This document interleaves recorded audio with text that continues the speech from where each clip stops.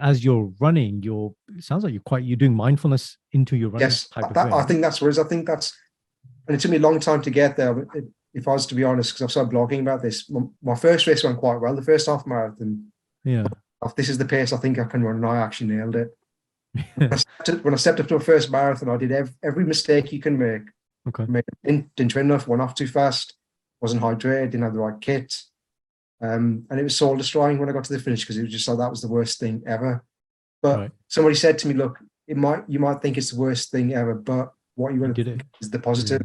Yeah. Is that you still had the strength when it was really, really bad to get to the finish.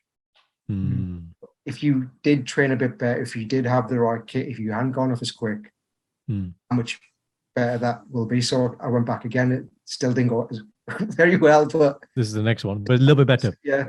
The first 5 or 6 are just I learned from all my first 5 or 6 marathons. None of them went according to plan, but they sort of grounded me. They were my learning, and everything after that became a little bit easier because it's like I can look at those first 6 marathons and think nothing will ever feel as bad as any of those did. So you've almost set your reference point. It's like, well, this is the bottom. Yeah. And it can't get any worse. Every mistake you can make, I've done in the first 6. So right. And just for someone who doesn't run, like me, me and Indy. Like, again, I won't do it like pure running. We'll do it in sports and things. But yeah. when you say mistakes, like, are you talking about using the wrong trainers? You're not carb loading? Like, what do you mean when you say mistakes? So if I look at personal marathon, so you can get lots of training plans now. So I sort of got into it just before the internet boom, just before we were into broadband. So I was relying on running magazines, and I didn't really have any. Men's Health, the GQ. Yeah. I didn't have running friends. I think that was the first thing I should have. Running friends, my God. So coming back to what you said, I didn't train enough. I didn't follow a training plan. So I didn't do the long runs. You should really be running up to 18, 20 miles before a marathon, which I didn't do. A marathon just for is 26.3? 26.2. 26.2, right. So you should be running 20 miles. You should have nailed at least day or? No, just once, at least 3 to 4 weeks. You should get 20 miles so you understand what the distance is going to be. Yeah. You never train the distance you're going to run in training, but you need to get to like 80% of it. Why is that? The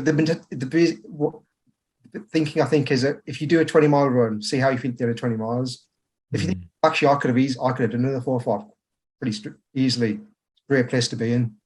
You might get the end of 20 miles and think, wow, I don't think I could have done 6 more. So it gives you that time. Just think, right, okay, if I tweak this and this and this, this is how I squeeze in the 5 or 6 miles out of my body. Longest one I did before my first full marathon was 14, 15 miles, which isn't enough.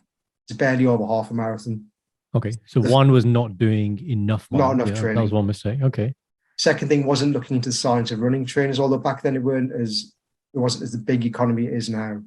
Okay. Just had a pair of trainers. I thought if they've got decent cushioning, they'll do. Big mistake. Okay. Because? Since a lot of running trainers sort of accommodate the way your foot lands. So the cushion. Right, on the hard surface. The gate, isn't it? It's the gate. It's the gate analysis. So you can what they call overpronate. So you land too much on your instep. But you have shoes that will compensate for that, which helps. And longer term, what is it? The harmful effects on your knees? I was getting a lot of issues. My knees were giving me a lot of issues, which they did in the London Marathon as well. And one was because the way I was doing it, my left leg was bearing the brunt of my right leg. So I was compensating. Okay. Landing okay on my right leg, but my left leg was really bearing the brunt of it. So there was that. I didn't really carb load enough. That was the thing. And as mentioned, the big mistake I made on the day was going off too fast because as I mentioned, I did the first half marathon quite well. I'd followed the tactic and it worked. Right. If I'd followed the same tactic, it'd have been okay. But when you see people around you go flying off, it's just like, yeah, I can do this as well. And but I guess at the marathon kind of level, I guess there is a subset of people who are like, I'm going to run. There's my time. I'm not really competing against anybody else. And I guess there are some athletes like I want to win the race as well. Yeah. So I guess sometimes you can be a bit like, yeah. And I think that adrenaline of your first one, I think that's what got to me. Okay. I think since then, I don't look at anybody else because, like you said, it's such a long way to run that there's no point me looking. It's because everybody's trained in different ways. Everybody's got different abilities. What I can do is focus on myself because nobody's going to help me. Somebody might give me encouraging words, but ultimately, I'm going to have to take every single step on that 26.2 miles. So that's when you do have marathons, Buzz, is it commonplace or within marathon etiquette to walk during parts of it? Yes, and I think that was the thing. People sometimes you have to walk. Yeah, and it's okay. Like people do There's that. no shame in that. There's no shame in that because it's you do it to get your breathing under control. Okay. Advice somebody gave to me is that when you come to drink stations or you're taking a sports gel, do it while you're walking. Get your breathing under control. Take your drink, take your sports gel, let it settle. Right. Get your breath back and then go off again because you'll go off a little bit quicker than when you took it on because you're just a bit more energized.